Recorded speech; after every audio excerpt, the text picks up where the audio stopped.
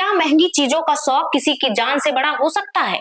क्या किसी की जान की कीमत कुछ मोबाइल फोन्स के बराबर है? आप लोग सोच रहे होंगे कि मैं ये क्या बहकी बहकी बातें कर रही हूँ, पर ये सच है। यूपी की राजधानी लखनऊ में एक ऐसा ही वाकया देखने को मिला है, जहाँ किसी के लालच और बेरहमी ने एक डिलीवरी बॉय की जान ले ली। डिलीवरी बॉय को फोन के पैसे ना देने पड़े, इसीलिए आरोपियों ने उसे मौत के घाट उतार दिया और बोरे में भरकर नदी में फेंक दिया। खबर पर बात करें उससे पहले ये ऑडियो सुन लीजिए। हेलो सर, ऑर्डर है फ्लिपकार्ट से आपका मोबाइल पे। अरे वो रुकिए बात करा रहा हूँ आपकी। रुकिए मैं बात करा रहा हूँ, एक मिनट रुकिए जरा। हाँ, बस जी आना लेके बोलिए। हेलो हाँ भैया, ऑर्डर है फ्लिपकार्ट से आपका। कहाँ पे हैं आप? अभी तो ऑफिस से निकल रहा हूँ, वही पूछ रहा हूँ क्या बाबा हॉस्पिटल गेट पे आना है? जी जी मान जब मुझे आने में करीब 20 मिनट लग जाएगा। मैं आपको गेट पे आके फोन करता हूँ आपको बाबा हॉस्पिटल के। अभी जी जी मैं आपको अपना आप नंबर बता दीजिए, मैं आपको कॉल कर लूंगा। नमस्कार, मैं हेमा श्रीवास्तव और आप देख रहे हैं यूनाइटेड भारत। आज हम आपको रूबरू कराएंगे उस वारदात से जो आपको सोचने पर मजबूर कर देगी।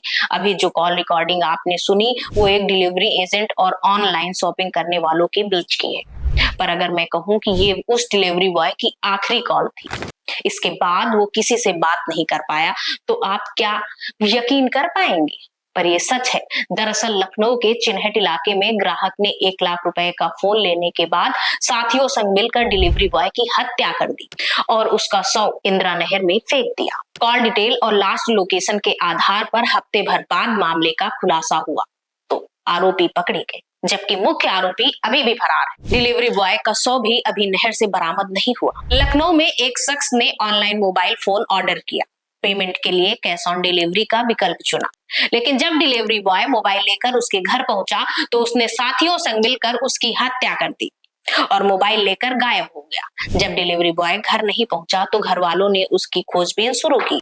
हफ्ते भर बाद अब पुलिस की जांच में 2 हत्यारोपी पकड़े गए। डिलीवरी बॉय का नाम भरत कुमार है। 30 साल का भरत एक ई कॉमर्स कंपनी में डिलीवरी बॉय का काम करता है। बीते दिनों लखनऊ के चिन्हट निवासी हिमांशु कनवजिया के नंबर से 2 फोन ऑर्डर किए गए थे, एक गूगल पिक्सल और दूसरा वीवो का, जिनकी कीमत करीब 1 लाख रुपए के आसपास थी।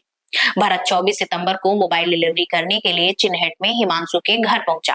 भरत ने फोन किया तो हिमांशु ने कॉन्फ्रेंस कॉल पर अपने साथी गजानन से उसकी बात कराई। गजानन ने कहा वह मोबाइल रिसीव कर लेगा, पर शायद भरत को उनके इरादों की भनक नहीं। उसे क्या पता था कि जहां वो फोन डिलीवरी करने जा रहा है वहां से वो जिंदा वापस नहीं आएगा।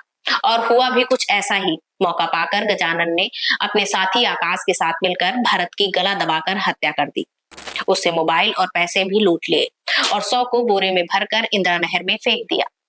गजानन इस वारदात का मुख्य आरोपी है, जबकि आकाश और हिमांशु उसके साथी। पुलिस ने आकाश और हिमांशु को गिरफ्तार कर लिया, पर गजानन अभी भी फरार है। मीडिया सूत्रों और ग्राउंड से मिली जानकारी के अनुसार गजानन ने 2 महीने तक भरत के साथ एक ही कंपनी में काम किया था।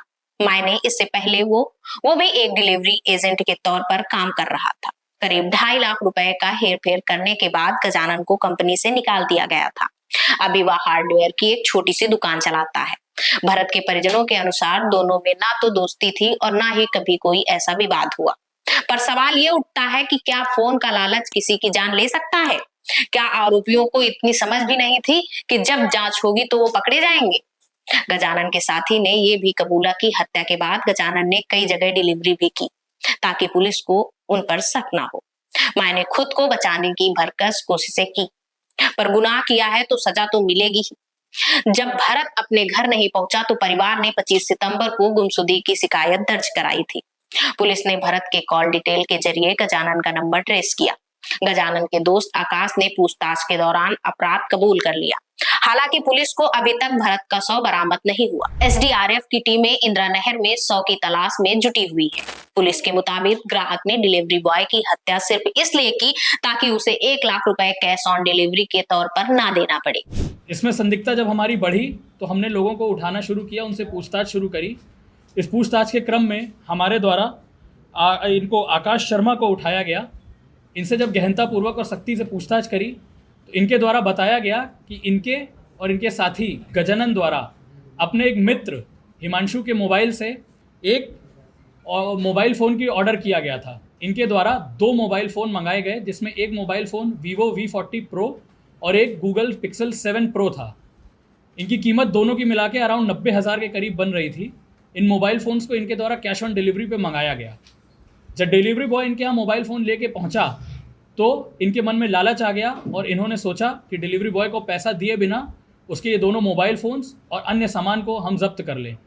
इसमें बड़ी चालाकी पूर्वक इन दोनों ने डिलीवरी बॉय को अपने घर के अंदर बुलाया और वहीं पे पड़े हुए एक लैपटॉप चार्जर की सहायता से उसका गला घोंटकर हत्या कर दी और फिर उसकी बॉडी को उसी के फ्लिपकार्ट के बैग में भर के आगे जाके नहर में जाके इंदिरा नहर में फेंक दिया।